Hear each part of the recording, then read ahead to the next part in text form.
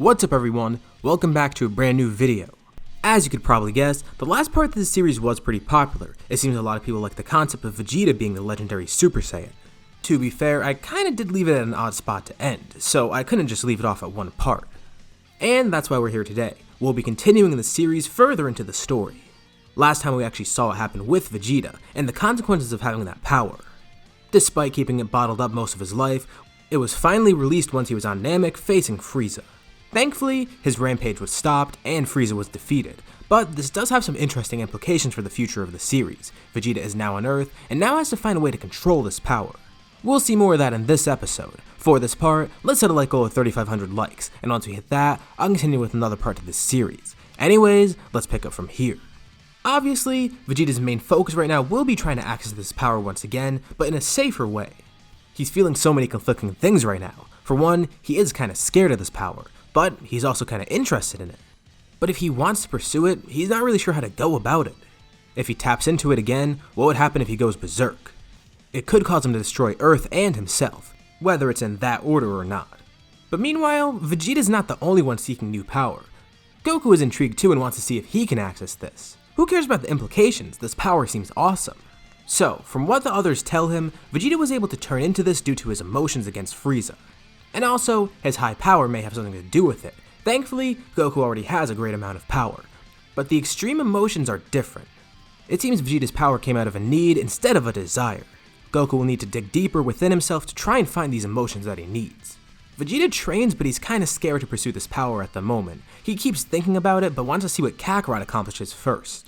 Eventually, Goku does actually get a new transformation. It's just regular Super Saiyan though. They clearly know it's not the same that Vegeta has, because the hair is a different color and Goku actually has somewhat of a control over himself. But that also means it's not nearly as strong as what Vegeta had. This is good though, because it means Goku has a new form, and it seems like he's making great progress in his training, but it also gives some info to Vegeta. So, Vegeta just assumed that that form that he had was just a normal Super Saiyan, but it seems more so like this is. It's such a graceful form that Goku has great control over. Not something that could be said for Vegeta's form. Of course, neither of them knows much about either form, since, pretty much as far as they know, they are the only ones that have it. Vegeta does theorize though. Clearly he knows that he was different from other Saiyans, so maybe what Kakarot has is the true Super Saiyan, and what he has is just some unique strain, resulting from some sort of genetic mutation that only he has. It's not much, but at least he does learn more. Goku asks King Kai for some help too. He may have some good info. King Kai actually is able to contact Namek, since they do have a lot of info about stuff like that. He doesn't really know much himself. The Namekians of New Namek have access to the Book of Legends. And although the info is sparse, they do find info about Super Saiyan and something called the Legendary Super Saiyan. There's not much info about the Super Saiyan, and even less about the Legendary Super Saiyan. But it appears to be some uncontrollable Saiyan that appears every so often. One with power far beyond a normal Super Saiyan. Possibly uncontrollable power. And who fits that description? Obviously, Vegeta. Vegeta now knows what he must do. He needs to control this power, but not on this planet. He boards a spaceship, temporarily departing Earth. He'll train alone trying to access this power. If he ends up dying, then at least he won't take the Earth with him. But if he truly is able to control it, he'll be able to return. He goes off into space, finding a random uninhabited planet to train on. Speaking of going into space, this may be a good time to mention King Cold. So, he wouldn't really be able to find Earth because Frieza is dead and can't point it out to him, and he wouldn't really know where these people came from. Plus, the Namekians relocated because they were scared about being found again. So, even if he does go to Old Namek, he's not going to find anything. All he'll see is an uninhabited planet with a giant crater from where the Spirit Bomb happened. He does want to find Vegeta though. Maybe we will see him down the line, but it's not too certain. Some time passes, and eventually, Vegeta comes back to Earth. Well, kinda. Vegeta arrives at Capsule Corp one day. He just showed up randomly and there's no spaceship anywhere. And for some reason he's acting really different. He keeps looking around for someone, asking if anyone knows where Vegeta is. What happened to him? He is Vegeta. He recognizes what's happening and decides to call everyone together. The group is all called to Capsule Corp, and there they see Vegeta standing with some person in an orange outfit similar to Goku's. Vegeta then says something that shocks everyone. He's not their Vegeta. This right here is future Vegeta. And the person with him is future Gohan. Wait, another Vegeta and another Gohan? Naturally everyone's confused, but he can explain. This Vegeta is from many years in the future, another timeline actually. Although he doesn't know of separate timelines yet. In the future, things turn pretty bad. Goku ended up getting the heart virus, since, as with all of my other videos, I assume that he got it from the way he lived as a kid rather than going to yard rats, so he still would get it here. It's incurable and it caused Goku to die. And what's worse, the androids showed up. But thankfully, the androids weren't too big of a deal this time. Vegeta was able to kill them because he actually gained control over his legendary Super Saiyan form. Some fighters did end up dying, and they now have no Dragon Balls. But a few people did survive, including Gohan, who's here with Vegeta. Also, Trunks was born in the future, but Vegeta doesn't mention it because he doesn't want to mess up this timeline. The androids aren't really the biggest issue though, although he does warn them about that as well as the heart virus. The issue is Cell. Despite the androids being defeated, and even with society returning back to normal, Cell was still awoken later on. The issue is, he's way stronger here due to having Vegeta's DNA within him. Sure, he had that in canon, but this Vegeta is clearly way different. He's far stronger than ever before. And this is why Vegeta came back to warn everyone. He wanted to make sure that the androids were defeated here, as well as Cell. Plus, Gohan traveled back so he could show Super Saiyan to Gohan and Goku from this timeline. Of course, Goku already has it, but he probably has some new tips to help them out. Not to mention he would want to see Goku again, as well as seeing his past self, which could be pretty cool. Thankfully, they're not leaving right away. The reason they traveled back to this point is because they knew Vegeta would be returning soon. It seems they were a few hours off, but they tell everyone that Vegeta will be back in a few hours or so. They hang around, enjoying the time here and seeing everyone again. And just as they said, a spaceship then arrives. Vegeta is now back on Earth, ready to show off the fruits of his training. He's feeling confident, and then he gets weirded out when he sees himself, as well as some new fighter that's dressed like Goku. This other Vegeta definitely doesn't seem hostile, but it's just weird. Who is he? He's caught up to speed, and it still kinda weirds him out. And also, he's a little bit schmizzed because this Vegeta ruined the surprise. Now everyone knows of Vegeta's training, and the new thing that he accessed. But future Vegeta didn't show it off. He lets present Vegeta do the honors. After an extensive amount of time training, Vegeta has control over legendary Super Saiyan. He powers up into it, showing off an immense amount of ki.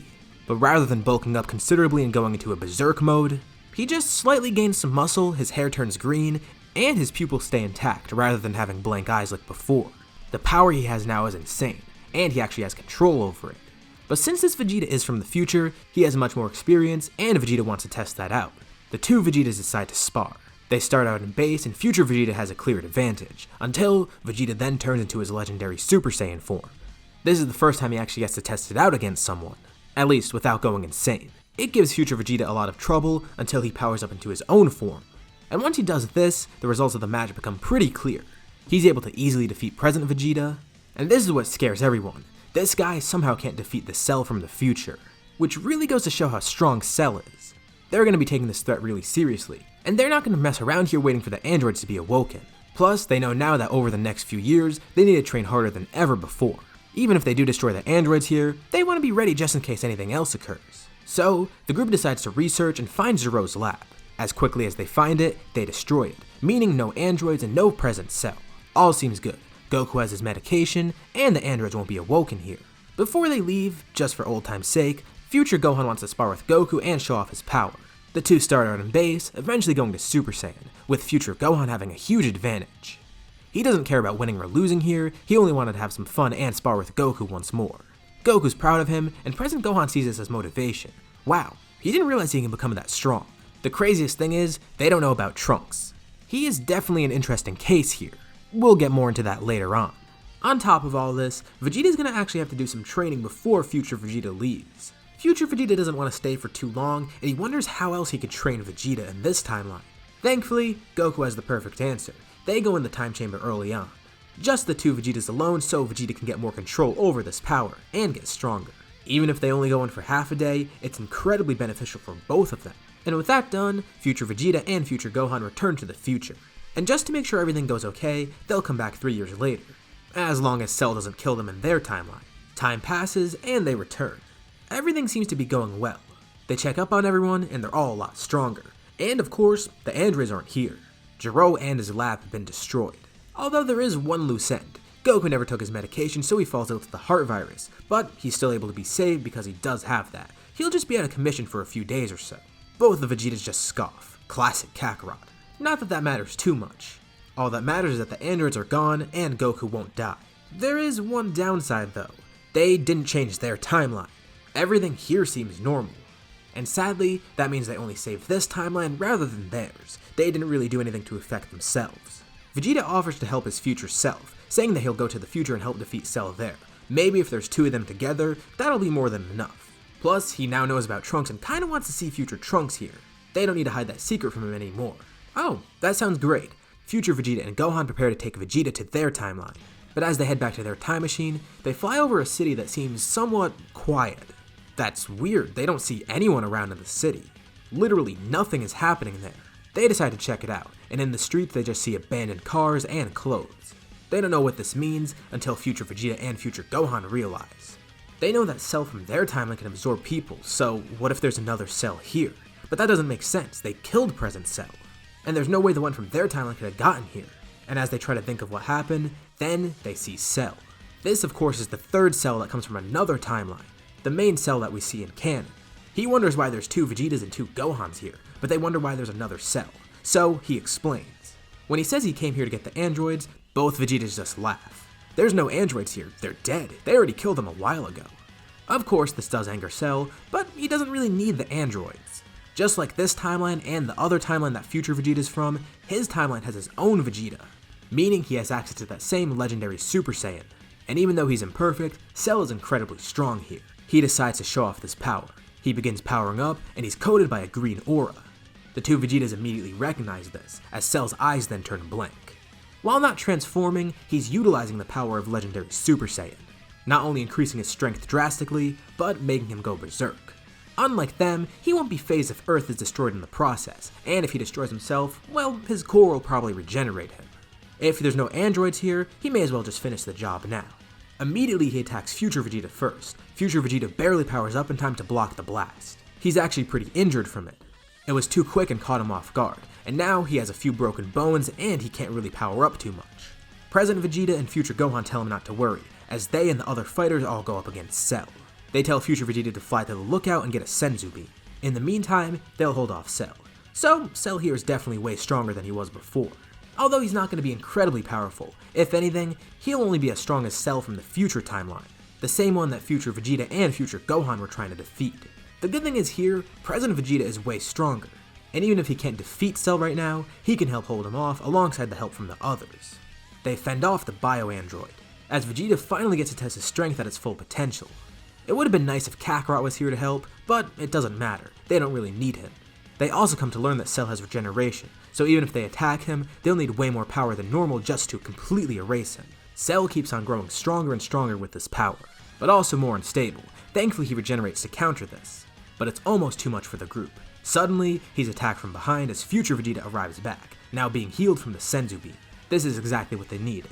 Together, the two Vegetas team up, both charging a green final flash together. Cell blocks against it, but as the beam connects, he slowly begins to get erased. He's facing two legendary Super Saiyans at once, and it's a little too much for him, even with his own power. As the two Vegetas launch their beam, they suddenly bulk up, not holding back at all as they temporarily go berserk just for the boost in power. Think of what Kale was able to do in the Tournament of Power, and with this, it's enough to completely erase Cell. Oh, that actually wasn't so bad. If they're able to do it here, they should be able to do it in the future. The two Vegetas recharge as they go back to the future with Gohan, and Bulma was thankfully able to make some more fuel for the time machine, just so they could have another round trip. As you could probably guess, they'd be able to defeat Cell here as easily as they did normally. Cell in this timeline doesn't need to use his full power yet, and he clearly underestimates the two Vegetas. Not to mention the fact that he didn't even expect another Vegeta. Future Vegeta, future Gohan, and future Trunks coax him out of hiding, and Cell expects another boring fight with them. They all power up and face Cell, as Cell begins summoning more of his power. He's then distracted when he sees another Vegeta join the fight. He thinks it's an illusion of sorts, but then realizes that it actually is another Vegeta. Together, the four Saiyans all finish off Cell with a powerful attack, easily wiping him from existence. Thankfully here, this means that Vegeta gets to meet future Trunks. And it's nice to see how his son will grow up in the future. He definitely has a lot of great things ahead of him, but one thing that Vegeta's actually wondering about is, does he have the same power too? And yeah, that's kind of the weird thing here. Trunks actually seems so much stronger than future Gohan, but as far as future Vegeta can tell, he doesn't have access to the legendary Super Saiyan form yet. He doesn't know if he'd have access to it at all. They've been trying to get Trunks to access it because, as they'd expected, two legendary Super Saiyans would have been enough to defeat Cell. But since their timeline is living in constant peril, they didn't have too many opportunities to train or the resources to do that. They're still unsure, but what they do know is that Trunks is definitely stronger than he should be. Well, that's good to know. Vegeta will keep that in mind for his version of Trunks. Future Vegeta takes him back to the past as the two fist bump. He thanks everyone for the help, as Vegeta returns the thanks too. Without the future warriors, they wouldn't have had the help that they needed. And this timeline would have ended the same way. Goku's been cured from the heart virus too, and he thanks Future Vegeta as well. They all say farewell to each other, as Future Vegeta finally returns to his timeline that is now peaceful again. While they're all happy, there is one thing that sticks with present Vegeta, his newborn son Trunks. He wonders, what kind of potential does his son have? And if he does have access to the same power, what'll happen with that? Will it be too much for him to control? Will he be able to overcome it somehow, or will he just not have it at all? Vegeta's uncertain about it, but he'll definitely keep a close eye on him. His only goal now is to improve himself as much as possible, just as Goku and Gohan are doing. And with that, this is where we'll leave off for now. So, what did you guys think about this part? What do you think will happen next due to the events that happen here? And where do you think each of the Saiyans will go in terms of power from here on out? Leave your thoughts and suggestions in the comments below. I'll be sure to check them out to see what you guys think. As always, if you liked the video, be sure to drop a like. And let's try to hit that like goal from the beginning of the video so we can get another part to this series. If you haven't already, why not subscribe, as well as hitting the bell icon to get notified about any future parts of this What If, or any other videos that I upload on my channel. Thank you all for watching, and I'll see you all in my next video.